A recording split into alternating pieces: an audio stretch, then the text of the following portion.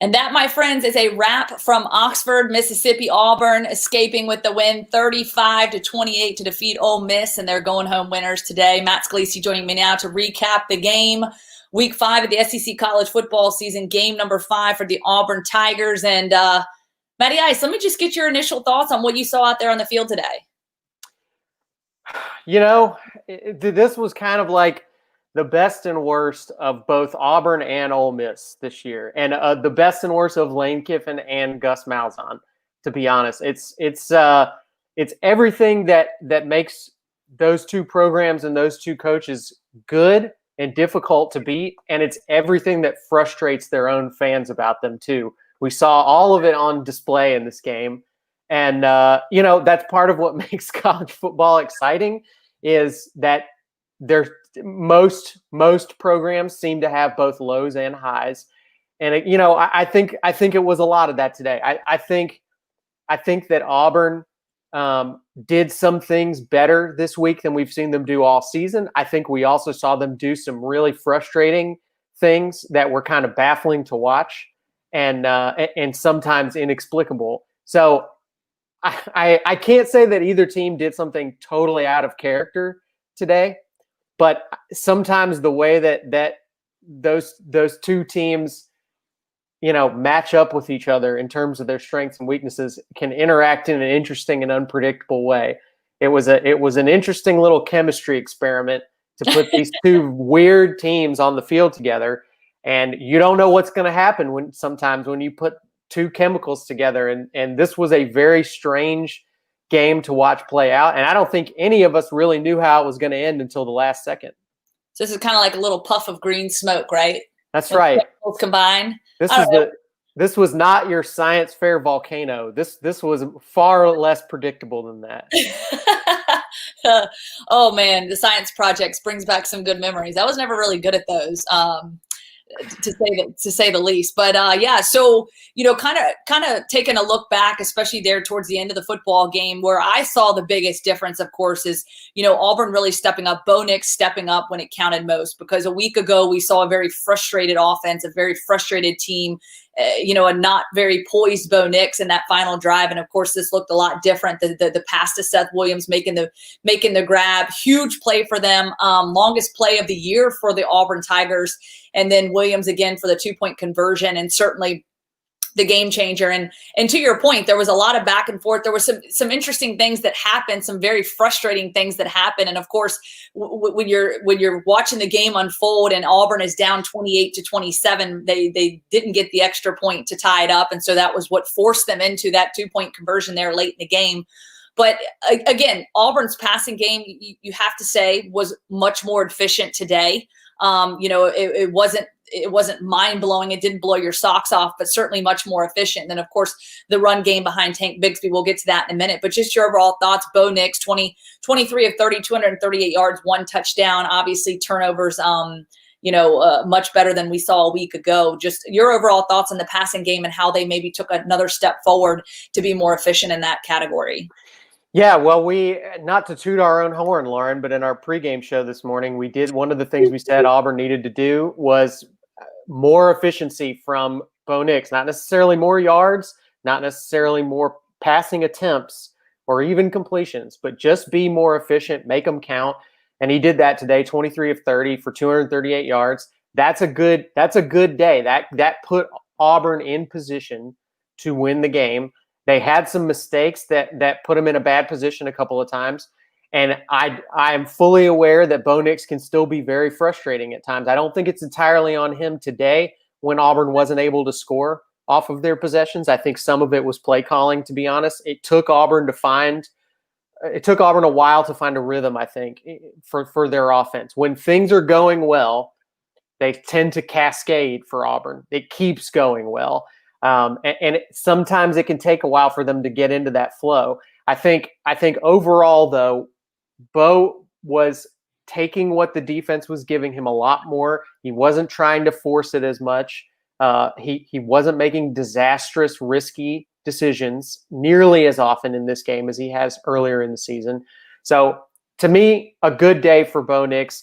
Not spectacular, but an efficient day that put them in position to win. He obviously made one of the biggest. I mean, he threw the game-winning pass and threw I would say a couple of passes where they were not passes that were necessarily drawn up that way, but he put the ball in the air and gave Seth Williams an opportunity to make a play. He had the long bomb down the field that Seth Williams caught at the 1, and then he had the game winner to him on the sideline that Seth Williams turned into a touchdown.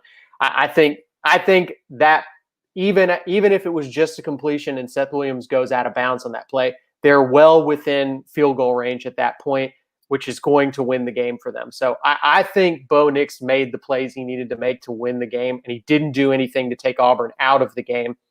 And on the running side, what did we say this morning, Lauren, about Tank Bigsby and what he needed to have? You said, because I think this was the opinion take, right? Your hot take, your bold prediction. We were talking about Tank Bigsby, and you said you want to see him carry the ball 25 times or more.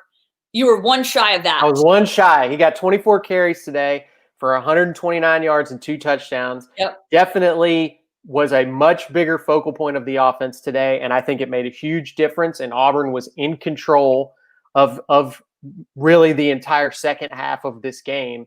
To me, it felt like they had momentum for the entire game. I know it got dicey there and they were down 1, but Auburn's offense was much more in control in the second half. And I think, you got some nice additional yards there from Sean Shivers as well, with 11 carries on top of what Tank Bigsby had. So right, and Sean Shivers actually started this game at running back. Tank Bigsby didn't even start the game at running back, but it's good to see Sean Shivers back in the lineup. He's their go-to guy. He's been a leader for them, and certainly been banged up and obviously not at 100%. So anytime you can get that production and obviously be able to distribute it a little bit more, it's always helpful. But Tank Bigsby certainly has really stepped into his own and made a big impact for them, and obviously that showed up today as well. Yeah, no, I definitely like the mix that we had on Auburn's offense today. Can they be more efficient? Can they make fewer mistakes? Definitely. And I think the wet field conditions today were a big part of the drops that we saw that kind of derailed a couple of those drives.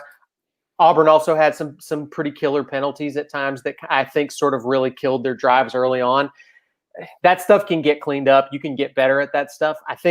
I really do think that play calling has been a big part of what's not been working for Auburn's offense so far this year. And I like what they did today a lot more. I think it was a much better mix that played into Auburn's strengths instead of forcing the entire offense to run through Bo Nix's arm, which I just don't really think is the right way to play it for this team. Yeah, and let's not forget to mention Bo Nix. Carried the ball 10 times. He had 52 yards on the ground. He made some big plays when he needed to, picking up some big yardage, especially on first down. And then, of course, the red zone was a huge issue for Auburn previously, and I think that was where Auburn really had to kind of step up and make some big plays in the red zone and push the ball and put up points. And so that kind of leads us to the other side of the football. Concerns about the Auburn defense. When you look at the stat line and sort of, the team stats, overall, Ole Miss had 444 total yards, 161 passing, 283 rushing yards.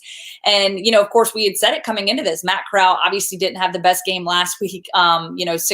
Six turnovers certainly isn't going to win you football games, but we also saw what Matt Corral did the previous week against Alabama. And so, a lot of people were saying that might kind of be an anomaly as to how Matt Corral performed last week versus what we saw previously and how he would perform this week against Auburn. So there are some concerns there. The defense did get gashed up a good bit. Some missed some big tackles, obviously some assignments there, and some explosive plays. Just your overall thoughts on the Auburn defense and what are some concerns you have that you think they need to get cleaned up moving forward?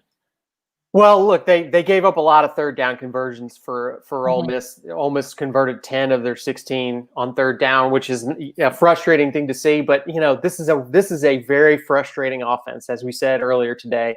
This is a tough offense to completely shut down. They're really confident on third down because they go for it on fourth so frequently. So they're not scared. They don't call the game conservatively at all.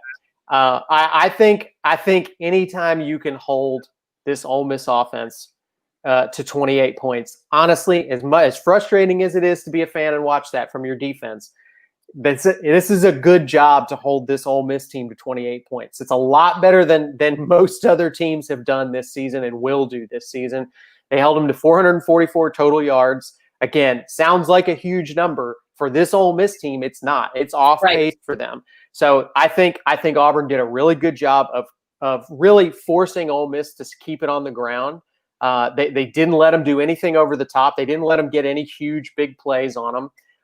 And that's one thing that Ole Miss has been really good at is explosive big plays where they score quickly. Auburn really didn't let them do that today. Look, everybody's going to be frustrated watching the other team score 4 times on you. You have to take it into account what this offense does and what they're capable of doing against really good defenses. And I think Auburn did about as good a job as you'll see anybody do all year against Ole Miss. You got to go back and see, put this one behind you defensively. I think you did good to put your team in a position to win and get off the field with a win. Next week's going to be a challenge, and the Auburn defense is going to have to rise to it. Just because LSU's record is not particularly good does not mean that they're not an extremely talented team offensively. They're going to get yards and points just like Ole Miss did today. And I think Auburn's going to need to continue to play at a high level defensively. They got to keep on this pace in terms of offense. I think they had a good game today offensively, better at least, let's say. It's an improvement. And they got to continue that improvement. They're going to have to play better next week, I think, against LSU. Yeah, no doubt. So Auburn back at home against LSU, 2:30 kickoff on CBS. Gus Malzahn talking to the media right now. Our own Tom Green tweeting out that Gus Malzahn said Auburn did some soul searching this week, and the team had a refuse to lose mentality. And he also said that Bo Nix played like a champion. So just some kind of overall thoughts from that. Before we wrap up, I do want to get your take on the Sean Shivers, I guess, kickoff that was questionable, I guess, on the broadcast. Yeah. Everyone from their angle on the broadcast, Tom Hart and Jordan Rogers and Cole Kublik there saying they thought he did actually touch the ball. And this was about 5 minutes to go in the fourth quarter, if I've got that right. And just your thoughts on what you saw there. And obviously it wasn't overturned, and it went into the back of the end zone, and they were able to drive the ball down the field. What were your thoughts on that? Yeah, honestly, I think it's a little nitpicky to focus on it so much. I think it's really it's possible that if you're going frame to frame, you might see something. But footballs bounce funny, man. It's really hard. It's really hard, I think, from the camera angles we saw, to definitively say that he touched the ball. I think even if they'd gone in and reviewed it additionally, I don't really think there would have been enough to overturn the call on the field. That doesn't mean that not calling it didn't change this game. Obviously, it would have.